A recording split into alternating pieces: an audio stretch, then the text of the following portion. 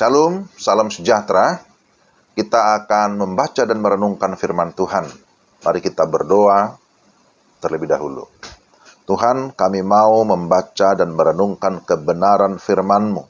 Kami memohon pertolongan Allah Roh Kudus yang memberikan kami pencerahan sehingga kami dapat memahami kebenaran firman-Mu dengan baik. Dalam nama Tuhan Yesus Kristus. Amin. Saudara-saudara, mari kita membaca satu bagian firman Tuhan dari surat Kolose pasal 3 ayat 1 sampai 11. Kolose pasal 3 ayat 1 sampai 11. Karena itu kalau kamu dibangkitkan bersama dengan Kristus, carilah perkara yang di atas di mana Kristus ada, duduk di sebelah kanan Allah. Pikirkanlah perkara yang di atas, bukan yang di bumi, sebab kamu telah mati dan hidupmu tersembunyi bersama dengan Kristus di dalam Allah. Apabila Kristus yang adalah hidup kita menyatakan diri kelak, kamu pun akan menyatakan diri bersama dengan Dia dalam kemuliaan. Karena itu matikanlah dalam dirimu segala sesuatu yang duniawi, yaitu percabulan, kenajisan, hawa nafsu, nafsu jahat, dan juga keserakahan yang sama dengan penyembahan berhala.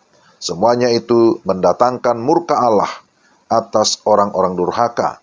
Dahulu kamu juga melakukan hal-hal itu ketika kamu hidup di dalamnya. Tetapi sekarang buanglah semuanya itu, yaitu marah, geram, kejahatan, fitnah, dan kata-kata kotor yang keluar dari mulutmu. Jangan lagi kamu saling mendustai, karena kamu telah menanggalkan manusia lama serta kelakuannya, dan telah mengenakan manusia baru yang terus-menerus diperbaharui untuk memperoleh pengetahuan yang benar menurut gambar haliknya.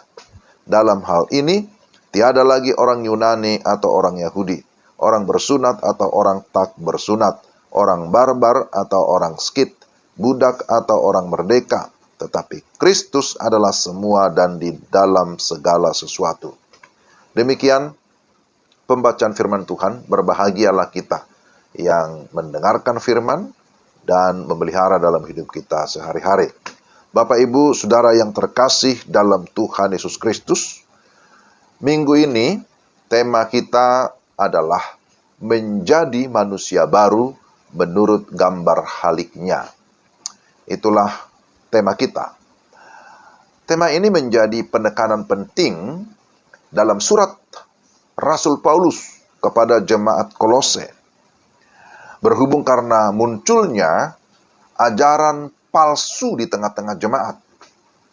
Kalau kita perhatikan di dalam Kolose pasal 2 ayat 8, maka di sana disebutkan hati-hatilah, supaya jangan ada yang menawan kamu dengan filsafatnya yang kosong dan palsu menurut ajaran turun-temurun dan roh-roh dunia, tetapi tidak menurut Kristus. Kolose 2 ayat 8. Rasul Paulus mengingatkan jemaat agar tetap berhati-hati. Jangan mau dikalahkan oleh dunia ini. Apalagi keberadaan jemaat yang sudah menjadi manusia baru oleh iman kepada Yesus Kristus, maka seharusnya mereka harus mengalami yang namanya pertumbuhan, semakin menyerupai Kristus. Nah, supaya tema ini dapat kita pahami dengan baik, maka ada beberapa pertanyaan yang harus kita jawab. Pertanyaan yang mengarahkan kita untuk bisa memahami, berkaitan dengan tema bagaimana menjadi manusia baru menurut gambar haliknya. Pertama, pertanyaan bagaimana menjadi manusia baru?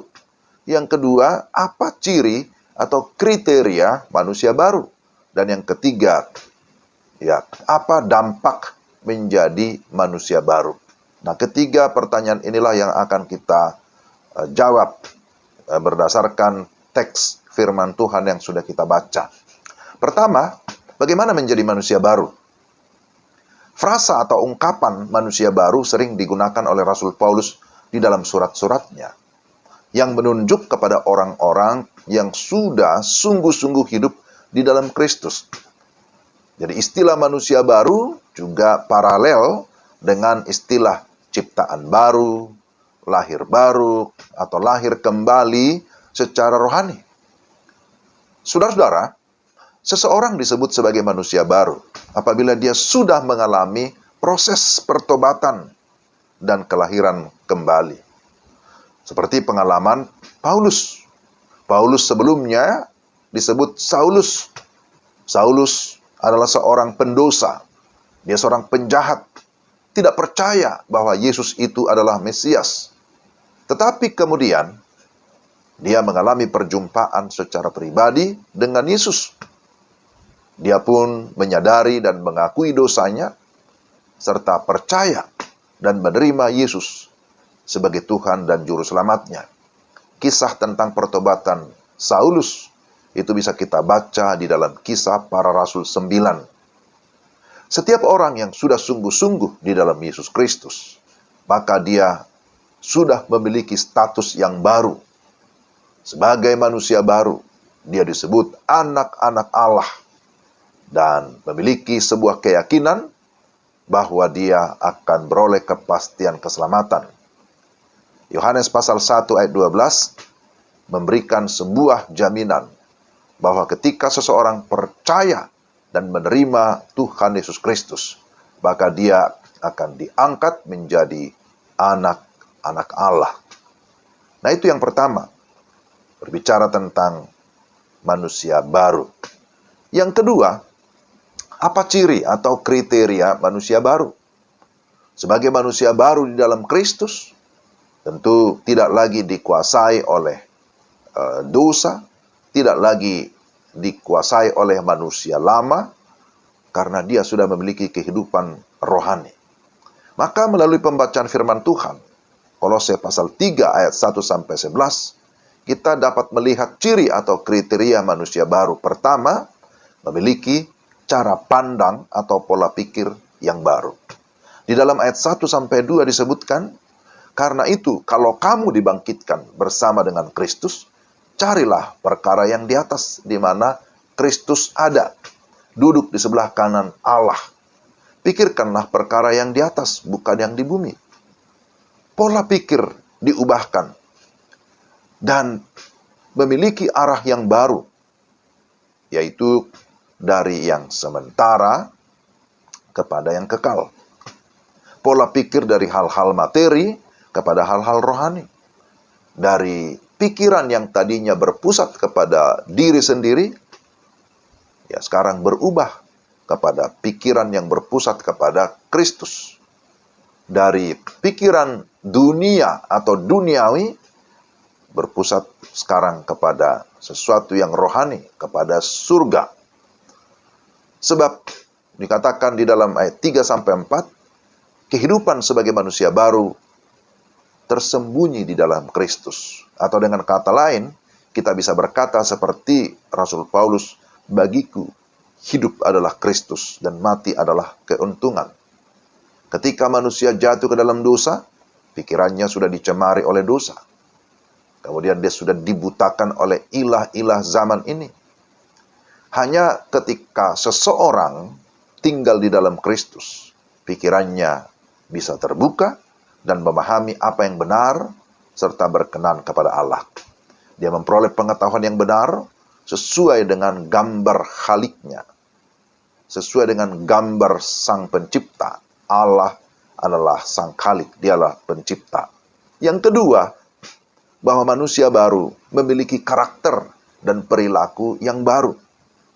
Saudara-saudara, perlu kita pahami bahwa cara pandang atau pola pikir akan mempengaruhi karakter dan juga perilaku seseorang.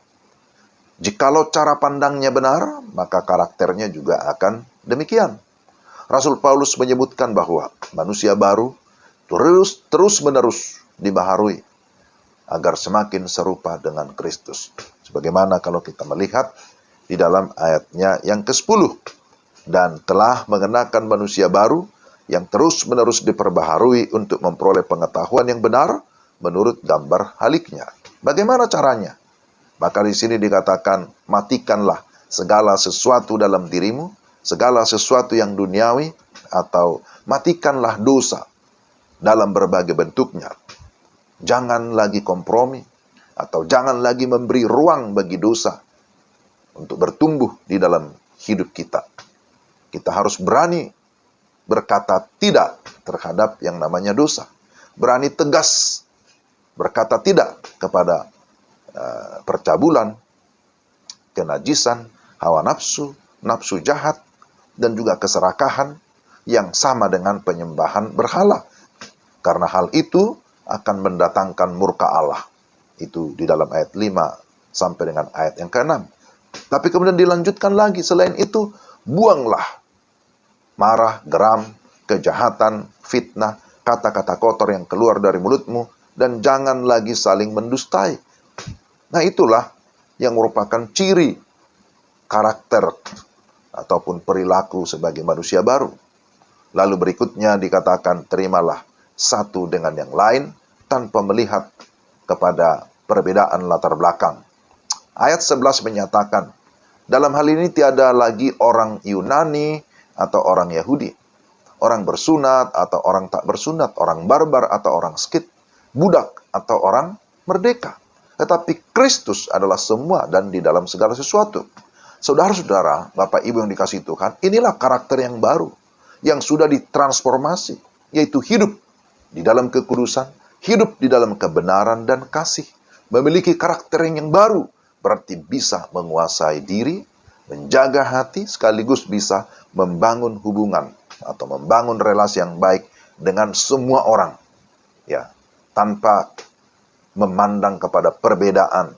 Kamu ini orang Yunani atau orang Yahudi, ya kamu orang bersunat atau tidak, ya kamu orang barbar atau orang skit, kamu ini bawahan, ya yang itu atasan, kamu budak, ini orang merdeka. Tidak lagi melihat kepada perbedaan-perbedaan status sosial, tidak lagi melihat kepada perbedaan jenjang karir, pendidikan, dan lain sebagainya, karena karakter ilahi tidak memandang kepada hal-hal yang demikian. Ya, tetapi menjadi manusia baru, ya melihat atau bisa melihat dan menerima yang namanya perbedaan satu dengan yang lain, menjadi satu harmoni yang saling menguatkan, saling mendukung satu dengan yang lain. Nah, saudara-saudara, kita melihat apa yang ketiga, apa dampak menjadi manusia baru? Menjadi manusia baru, saudara-saudara, bukanlah tujuan akhir, tetapi merupakan sarana untuk kita bisa hidup sesuai dengan tujuan Tuhan. Dengan kata lain bahwa kalau kita tidak pernah menjadi manusia baru, tidak mungkin akan memahami tujuan Tuhan, apalagi ya hidup untuk tujuan Tuhan. Itu tidak mungkin. Apa sebenarnya tujuan utama kehidupan kita manusia? Ya jelas ya bahwa tujuan kita ya hidup adalah supaya Tuhan dimuliakan. Melalui kehidupan kita, Tuhan dimuliakan. Melalui pola pikir kita, melalui karakter kita, melalui sikap ataupun perilaku kita yang sudah diperbaharui, itu akan memberikan dampak atau pengaruh yang positif bagi orang lain. Memberikan dampak bagi lingkungan dimanapun kita berada. Ketika kita menunjukkan teladan yang benar, baik itu dalam perkataan, dalam tingkah laku atau perbuatan, hidup di dalam kekudusan, hidup dalam kejujuran, maka orang lain akan ya diberkati. Dan terlebih, ya Tuhan dimuliakan karena kita mencerminkan Allah melalui kehidupan kita sebagai gambarnya. Ya, kita adalah gambar Allah yang sudah diperbaharui. Amin. Manusia baru hendaklah menjadi agen pembaruan di tengah-tengah dunia ini. Ya, manusia baru haruslah tetap menjadi garam dan terang yang menggarami dan menerangi, ya, menerangi dunia yang gelap, menggarami dunia yang sudah tawar, supaya mereka pun akhirnya boleh mengenal siapa Kristus dan mengambil keputusan untuk percaya dan menerima Yesus Kristus sebagai Tuhan dan Juru Selamat di dalam hatinya. Nah, inilah dampak menjadi manusia baru. Apa yang merupakan kesimpulan dan aplikasinya bagi saudara dan saya? Saudara-saudara, menjadi manusia baru, itulah yang Tuhan mau. Itu yang Tuhan kehendaki. Tuhan tidak menghendaki anak-anaknya tersesat dan binasa karena dosa. Tuhan tetap menantikan pertobatan manusia, menantikan pertobatan kita tanpa terkecuali siapapun, bahkan dimanapun. Dan untuk menuntun seseorang kepada pertobatan, maka Tuhan Yesus melibatkan banyak orang, mulai dari para rasul dan juga kita, orang-orang percaya. Gereja Tuhan harus memberitakan Kristus yang sudah mati dan bangkit itu. Oleh sebab itu, kita harus memegang prinsip, oleh karena Kristus telah mati untuk aku, maka aku tidak lagi hidup untuk diriku sendiri, tetapi untuk Dia, untuk Kristus yang telah mati dan bangkit untuk aku. Saudara-saudara, kita bisa menerapkan ayat ini di dalam kehidupan kita masing-masing. Kita bisa berkata bahwa aku mau hidup makin serupa dengan Kristus. Aku tidak lagi memikirkan diriku sendiri. Aku tidak lagi mau berpusat kepada kepentingan diri sendiri. Tetapi menjadi manusia baru, kita harus memiliki pembaruan pola pikir, memikirkan dan melakukan hal-hal yang sesuai dengan kehendak Tuhan. Kita mau berkata, aku juga mau menjaga kekudusan hidup, tidak lagi dikuasai oleh yang namanya dosa yang sangat mencemarkan, bahkan juga yang mematikan. Aku mau menjadi saksi Kristus dengan memberikan contoh teladan di tengah-tengah lingkungan dimanapun saya berada, supaya kita bisa memenangkan orang lain bagi Kristus. Kita bisa menjadi saksi melalui keteladanan, tapi kita juga menjadi saksi melalui pemberitaan firman Tuhan. Untuk bisa mengenakan manusia baru, maka kita harus menanggalkan manusia lama. Dan bagaimana caranya menanggalkan manusia lama? Itu melalui pertobatan yang sungguh-sungguh. Kiranya kita sungguh-sungguh mau menanggalkan manusia lama, dan kita mau mengenakan manusia baru yang merupakan sifat-sifat karakter ilahi yang melekat di dalam hidup kita, tetapi juga yang tercermin keluar, sehingga melalui kehidupan kita Tuhan dimuliakan. Kiranya Roh Kudus menolong kita agar kita menjadi manusia baru yang hidup menurut gambar haliknya. Tuhan memberkati. Mari kita berdoa. Tuhan, terima kasih untuk firman-Mu hari ini. Kami memohon supaya Roh Kudus memampukan kami mengingat firman, tapi juga melakukan di dalam kehidupan kami tiap-tiap hari. Berkati semua jemaat-Mu dimanapun berada yang sudah mendengarkan firman Tuhan hari ini.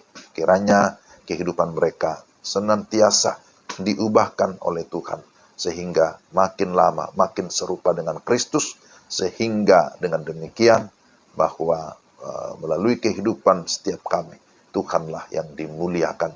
Kami berdoa dan mengucap syukur dalam Kristus Yesus Tuhan kami. Amin.